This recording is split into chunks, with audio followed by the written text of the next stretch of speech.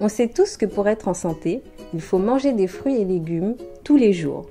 Ils sont riches en fibres, vitamines, minéraux et antioxydants. Ça permet de réduire le risque de cancer, ça protège le cœur et c'est tellement bon. J'essaie d'en donner à mes enfants aussi souvent que possible, même s'ils n'apprécient pas toujours certains légumes. Il est vrai que les fruits et légumes coûtent cher et que ce n'est pas si évident de s'en procurer quotidiennement. Mais j'ai la chance d'avoir des amis agriculteurs qui partagent avec moi les produits frais de leur récolte. Après une journée de travail, je n'ai pas toujours le courage de cuisiner, alors de temps en temps, à la maison, on se fait livrer des pizzas.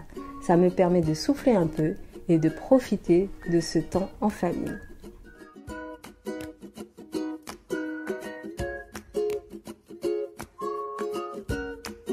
Chaque fois que je ressens le besoin, je vais voir mon docteur. Et j'en ressors pleine d'énergie, rayonnante avec de bons conseils pour ma santé. Mon dos se redresse et mon cœur s'envole.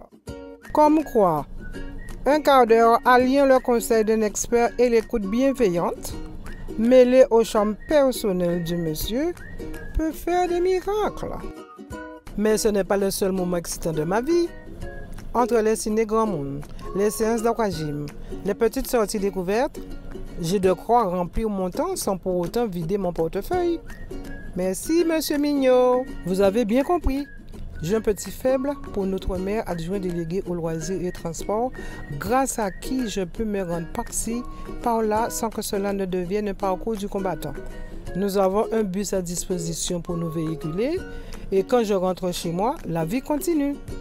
J'aime beaucoup mon chez-moi, même si c'est un peu petit. J'habite un endroit calme et agréable, surtout depuis les travaux de réhabilitation de l'an dernier. Je pourrais rester scotché chez moi des jours entiers, tellement j'y suis bien. Je n'ai pas de raison de me plaindre, sauf peut-être quand je vois Cécile profiter du bonheur sous sa véranda.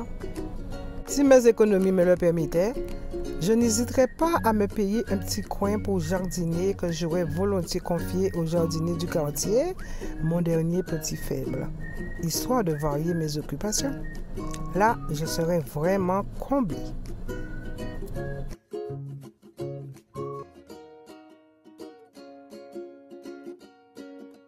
Depuis la rentrée, je me sens beaucoup mieux. Les conditions de travail de maman sont meilleures. Nous avons pu déménager dans un nouveau quartier. Mon école est gratuite. Chaque matin, il y a un bus qui passe à côté de chez moi pour m'emmener à l'école. Cela me permet de ne pas me lever trop tôt, de prendre un vrai petit déjeuner et d'être en forme pour la journée. Avant, je bâillais tout le temps en classe. La maîtresse nous encourage que nous faisons des progrès. Elle veille à ce qu'il y ait du respect entre nous. Elle aide beaucoup les enfants qui ont des difficultés en classe. Et parfois, mes parents participent à des réunions pour donner leur avis sur les activités organisées par l'école, faire des propositions de sortie. À côté de chez moi, il y a un parc. J'y vais parfois avec le centre de loisirs pour faire des courses d'orientation. Et si moi ou mon petit frère de 6 mois tombe malade, il y a même une maison médicale ouverte le soir pas loin de chez moi.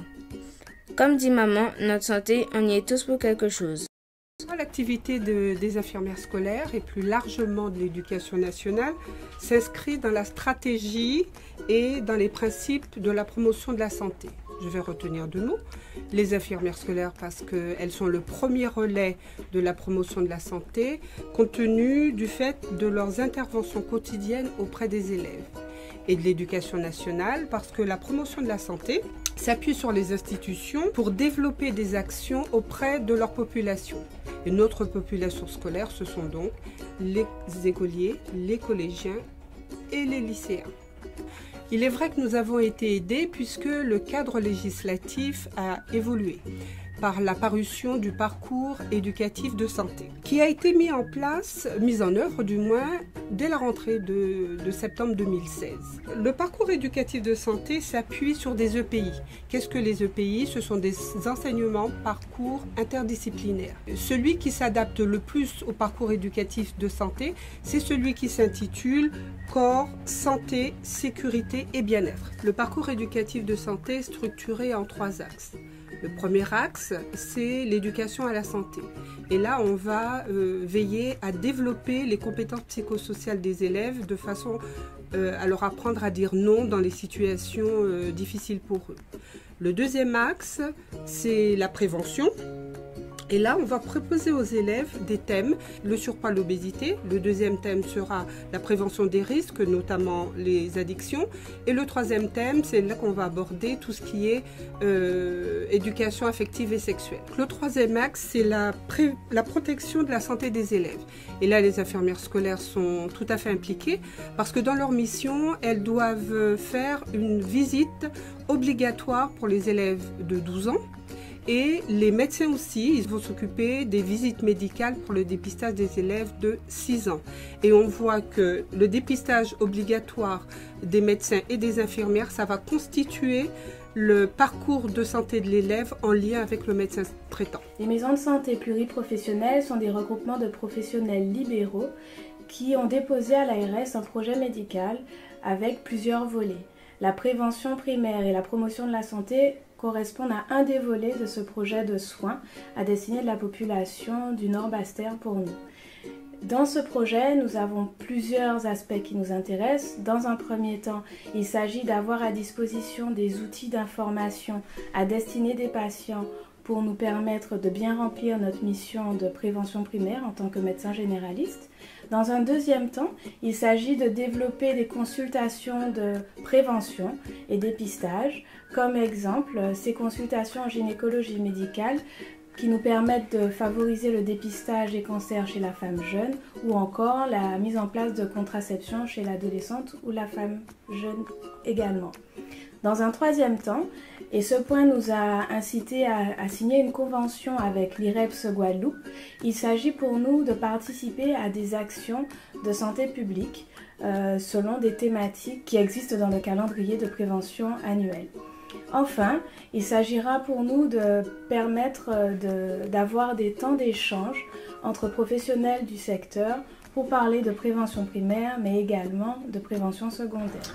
La politique de la ville et le contrat de ville, son outil unique, a pour objectif la lutte contre toutes les formes d'exclusion et l'accompagnement des publics dans des territoires dits fragiles afin d'améliorer leurs conditions de vie et leur cadre de vie.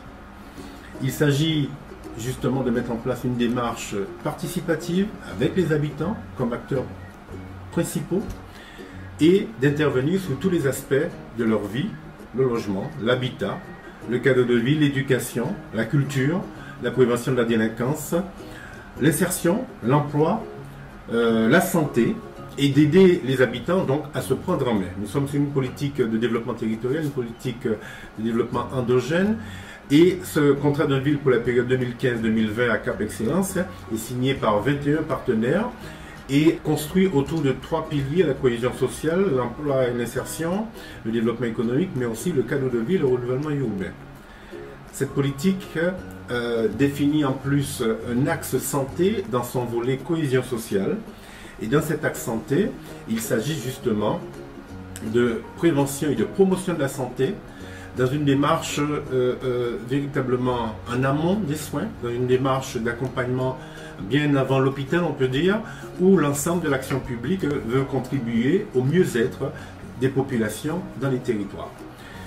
À Cap Excellence, effectivement, la mise en place de cette politique globale de la ville intègre aussi la création d'un atelier santé-ville, et nous sommes déjà dans la mise en place d'un contrat local de santé en partenariat notamment avec l'Agence régionale de santé, qui nous permettent de proposer aux habitants une dynamique de projet positive au profit de leur présence dans les quartiers et de leur bien-être. Bien sûr, des actions médicales sont possibles pour prendre en compte la santé de Sandra, Christiane ou Kevin. Mais peut-on imaginer que certaines actions puissent changer non seulement la réalité de ces 3 personnes, mais aussi celle de plusieurs autres personnes de leur milieu de vie en même temps?